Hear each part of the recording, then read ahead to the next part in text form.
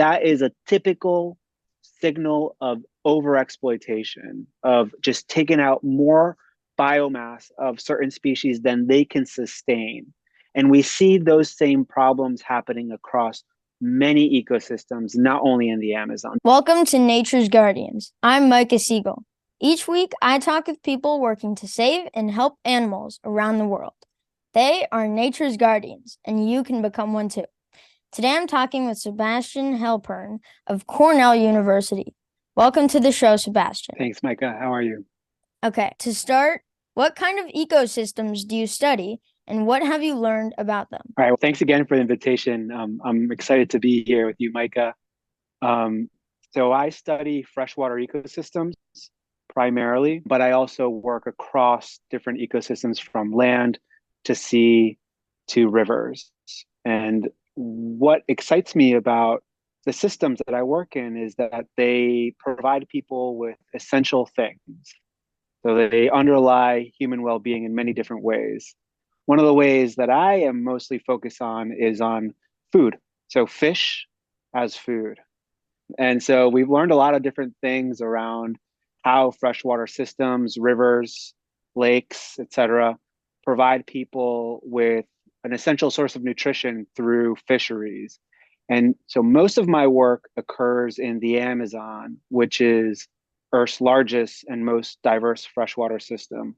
Oftentimes, we think of it as a massive forest, but anywhere from 14 to 20% of the system is underwater at some point. So it's a massive freshwater ecosystem. Have you spent a lot of time there? In the Amazon, yeah, I spend about, for the last 15 years, I've spent pretty much going down there 2 times a year. Most of my work occurred in the Peruvian Amazon, in the city's called Iquitos. And it's one of the largest cities on the planet that are not connected to the rest of the country via a grid. In other words, the only way to get there is by boat or by plane. And so that's why it has such a strong tie to rivers, because most of the lifeblood of the city is tied to that river rhythmicity. Is that where you're from? So I'm originally born in Woodstock, New York, but I grew up in Argentina. My parents are from Argentina. And then when I was a teenager, there was a major economic crisis in the country. And so we ended up going back to Brooklyn, which is where I've been for the last 20 years or so. So, how'd you get to Cornell? I actually did my undergrad here. I joined a lab group that was doing freshwater ecology. And Can you tell us anything about those ecosystems that you study? yeah, so the Amazon is an incredibly dynamic system. So what does that mean? The river level changes over 10 meters in a year in some places. So, imagine you're walking through the forest at one point during the year and you're walking, and then you come back 6 months later, and then all that forest is 10 meters underwater. So the pattern of flow and flooding is really important in terms of determining the fish that the rivers produce, but also how people fish. So when the water levels are low, for example, a lot of the fish are concentrated in smaller bodies of water. So that's traditionally what they call the high fishing season. But then when the forest is flooded, all the fish disperse across the floodplain, and that's typically the low fishing season. And I should also say that I work a lot in cities, and I spend a lot of time going to fish markets and looking at what people are selling and what people are buying, and talking to the fishmongers and doing that type of work, which is always fun. I love going to any supermarket. Again, it's always fun to look at food, and especially when there's such an incredible variation. In the fish markets, we see over 60 species of fish. It's really incredible, the diversity.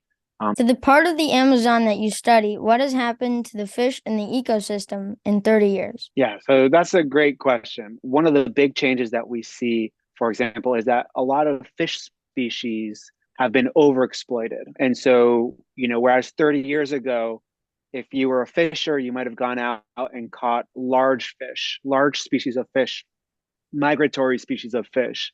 Now, if you go, you catch some of those species, but you're also catching a lot more of smaller species. And that is a typical signal of overexploitation, of just taking out more biomass of certain species than they can sustain. And we see those same problems happening across many ecosystems, not only in the Amazon. The incredible thing about the Amazon is that it's so diverse. So that's one big change that we've seen. We are now seeing big changes in these river dynamics that I was explaining earlier. So that flood pulse dynamic, that high water season and low water season, those changes are becoming less predictable. And so right now, for example, there's a massive drought in certain parts of the Amazon. Those are new changes, and that's altering the ecosystems. The other really important thing that we see is the people. There's just so much more urbanization in the Amazon. Most people today in the Amazon live in cities, whereas 30 years ago, most people live in communities scattered across the system, the region.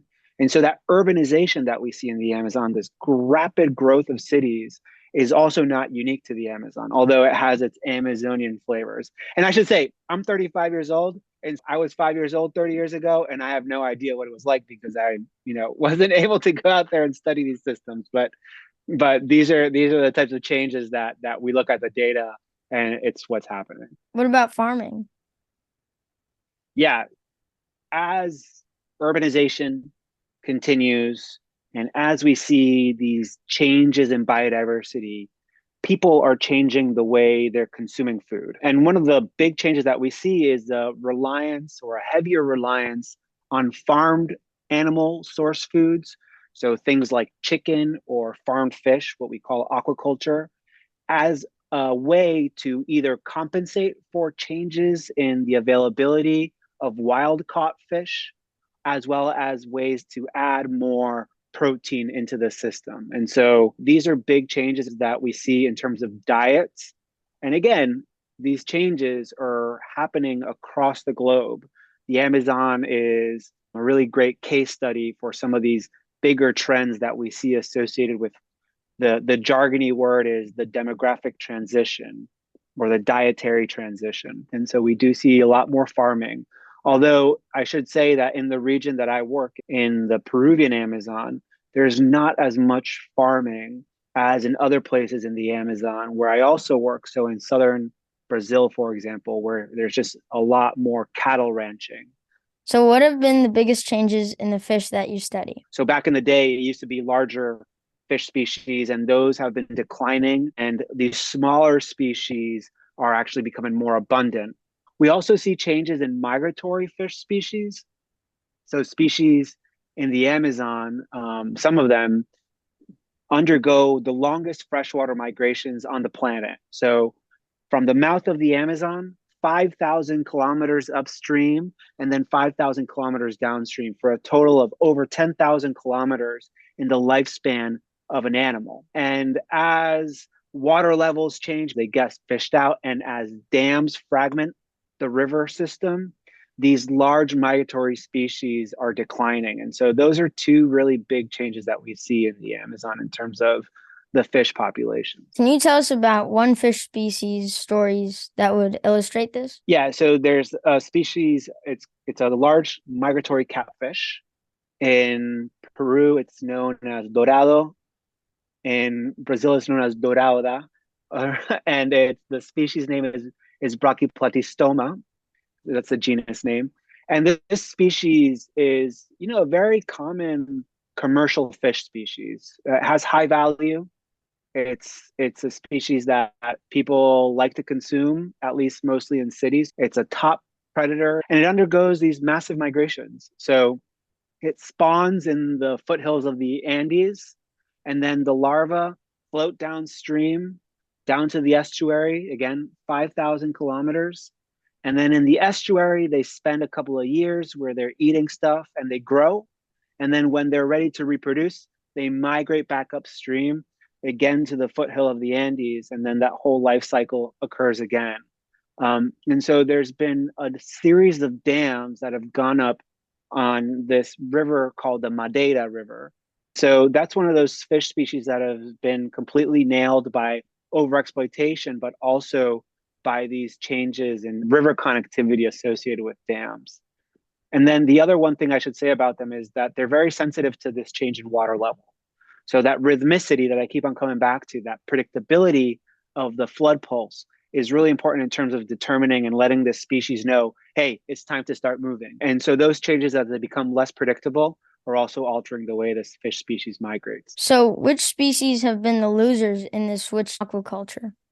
So that's an interesting question because the way that the narrative around aquaculture goes is that species actually benefit from aquaculture. And the idea is that by farming a fish species, that releases the demand for capturing that fish species from the wild. And whether that's true, we don't know. We don't have the information yet to be able to say whether that's actually occurring, but we're studying that. So the wild species are hopefully benefiting from aquaculture.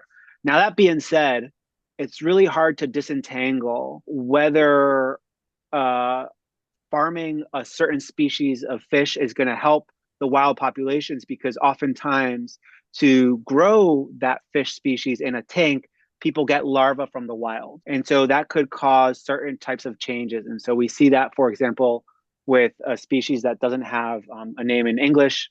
In Spanish, it's sabalo. And the scientific name is Bricon. It's a genus. Um, so then that's from the wildlife side, but I care deeply about people as well. And one of the issues that we see with aquaculture is that that transition can mean a transition from a high quality source of food to a lower quality, because typically the fish species that we farm are not the most nutritious species.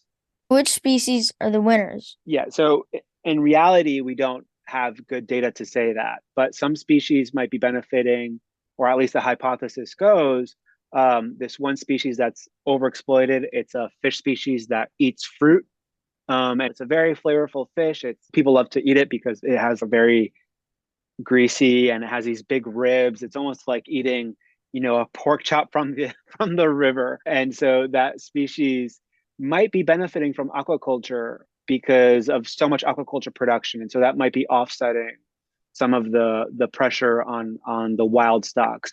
Now there's another species though that I want to mention. It's called the arapaima, also known as paite or pirarucu. And so if you go to your grocery store in Florida or in New York, you sometimes see fillet of this fish species. And they used to be overexploited to the point where they were listed as a vulnerable species. And now with farming and good management of wild stocks, it's actually rebounding.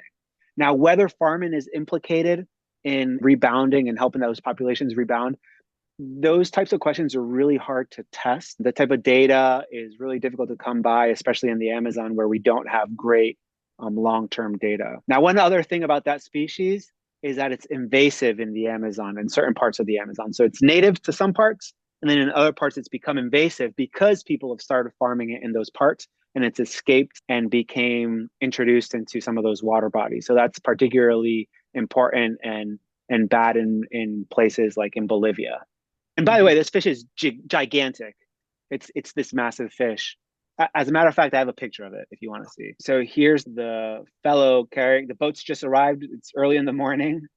And like I was saying, this is the city of Iquitos. Most of transport and navigation is by boat. And so this guy just brought this arapaima off the boat and it's just huge. And this specific one came from about 200 kilometers away from the city of Iquitos, between the border of Brazil, Peru, and Colombia. And so as demand for fish from these urban centers grows, the expansion of where the fisheries that satisfy that demand go are expanding across the river network to the point where they have to go 200 kilometers downstream to catch fish to bring into the city. And then I should also show this picture.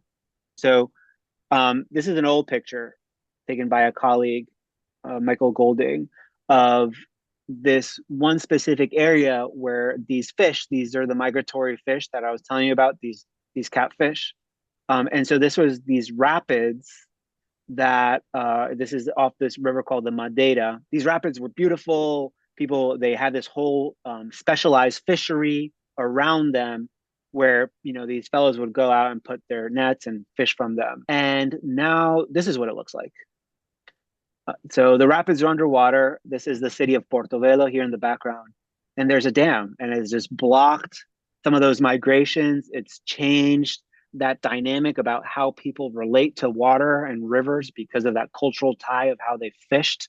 And so this is what happens when you fragment a river. And so this dam specifically was to produce energy for the city. So, like anything interesting, it's complex, and it's full of trade-offs. Sometimes you want to get one thing, but you end up ruining another thing. And energy and food systems are intertwined, and they're oftentimes lead to those types of trade-offs.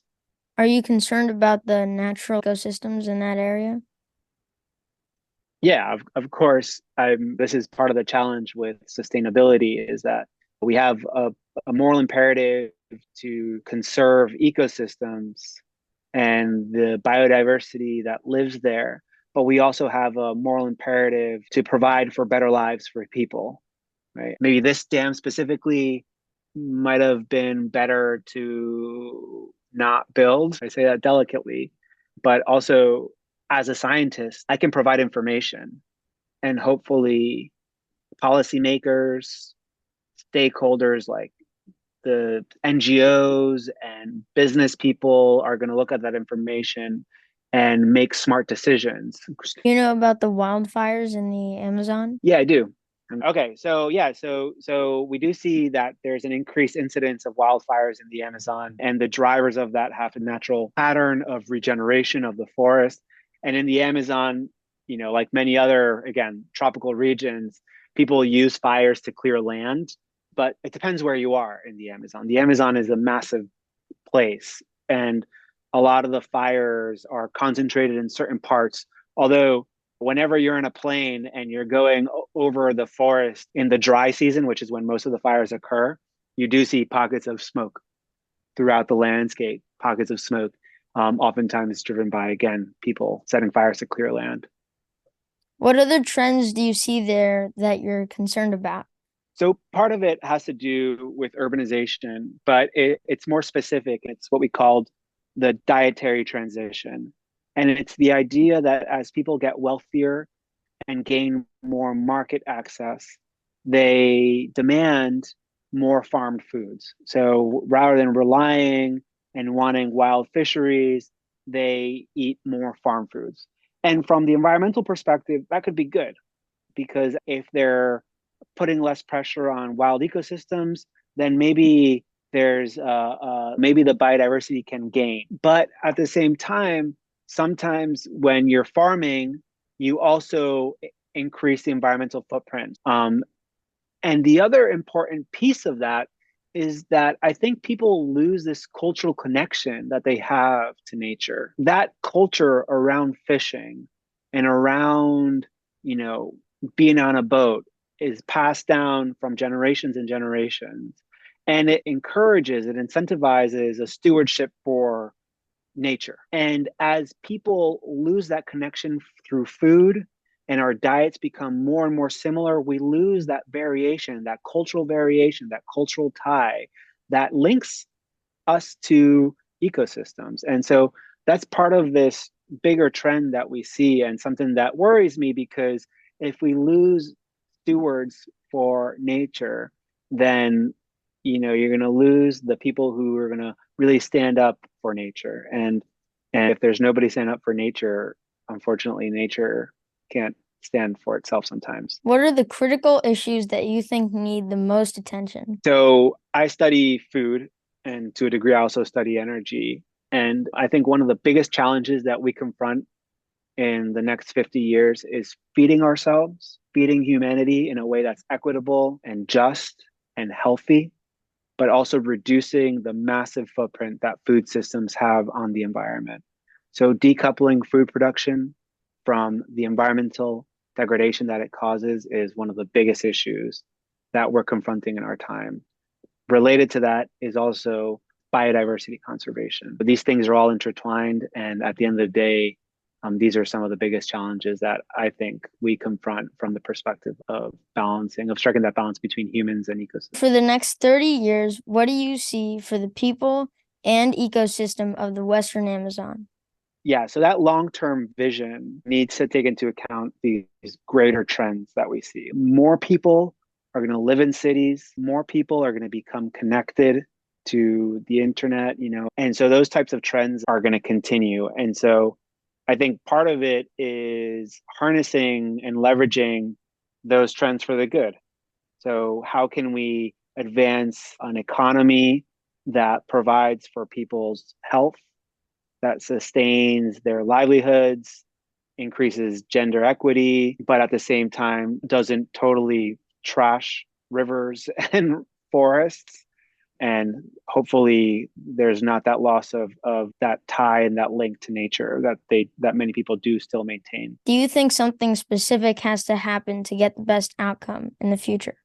I think the getting the right information, as scientists producing valuable information that can inform policies that ultimately are going to lead to better outcomes. So increase in governance. There's a lot of crime around wildlife, around drug trafficking in some of these places. And so a lot of the problems are social problems. So that's a great way to answer nothing. it's it's a really difficult question. It's $1 million question. Okay, so if I made you king of the Amazon, what would you do? Part of the problem in the Amazon is that it's always been managed by outside folks. With the rubber boom, it was the people who came to extract rubber, and by doing that enslaved many people. So I don't want to be king of the Amazon. I'm not from there. So the first thing I would do would be appoint somebody who is from there and has the wisdom accumulated through, generations and generations of be a person more closely related to that.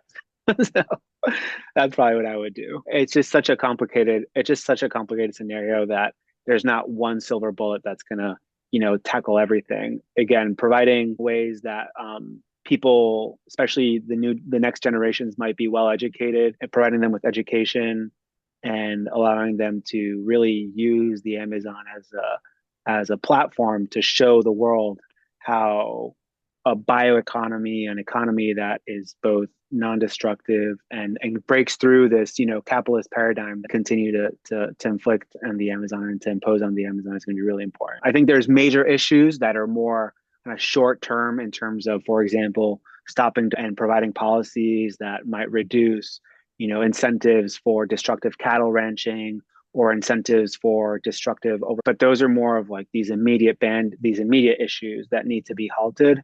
Whereas the long-term vision, that's the $1 million question. And again, as these trends in technology development, urbanization, so AI, for example, all these trends, how they're going to reach and transform the lives of Amazonians and their relationship to nature is a huge question. Thank you for talking with me today, Sebastian. Oh, you're welcome, Micah. Thanks a lot for the questions and the fun conversation. And thank you for watching.